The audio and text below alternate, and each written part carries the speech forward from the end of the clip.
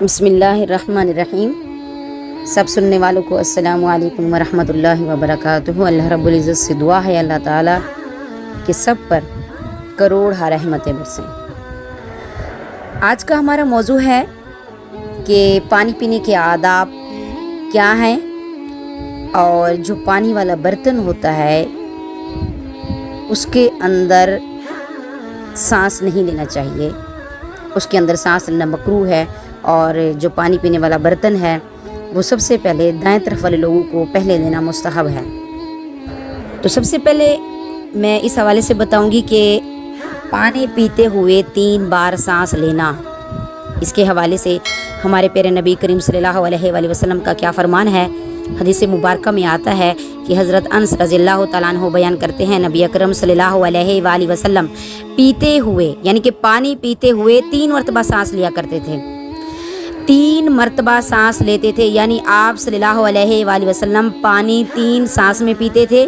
حضرت انس رضی اللہ تعالیٰ عنہ نے یہ بات اکثر کے اعتبار سے بیان کی ہے کہ آپ صلی اللہ علیہ وسلم اکثر اسی طرح پانی پیتے تھے، اور بعض روایتوں میں حضور پاک علیہ الصلوۃ والسلام کے بارے میں 2 سانس میں بھی پانی پینے کا ذکر آیا ہے۔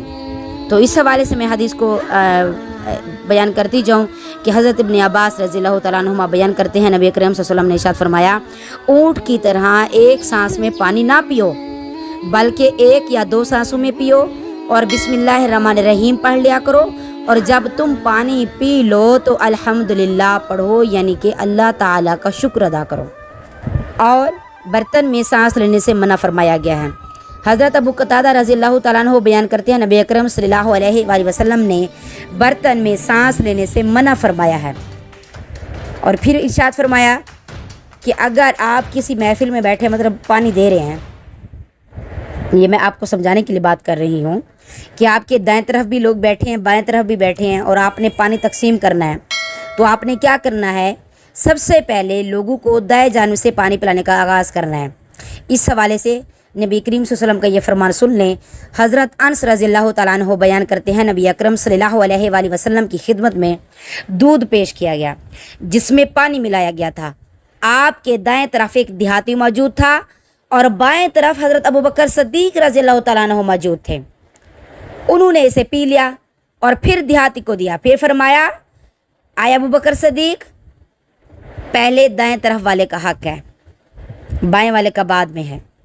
تو اس حدیث سے کیا ثابت ہوا کہ حضور کریم علیہ الصلوۃ والسلام نے کہ آپ اگر محفل میں بیٹھے ہیں، آپ نے چیز تقسیم کرنی ہے، پانی ہے، دودھ ہے، کھانے پینے کی چیز ہے، تو آپ نے سب سے پہلے دائیں طرف سے آغاز کرنا ہے۔ یہ سنت مبارکہ ہے کہ سب سے پہلے دائیں طرف سے آغاز کیا جائے، اور نیکی کے کاموں میں جو ہے آپ حصہ لیا کریں۔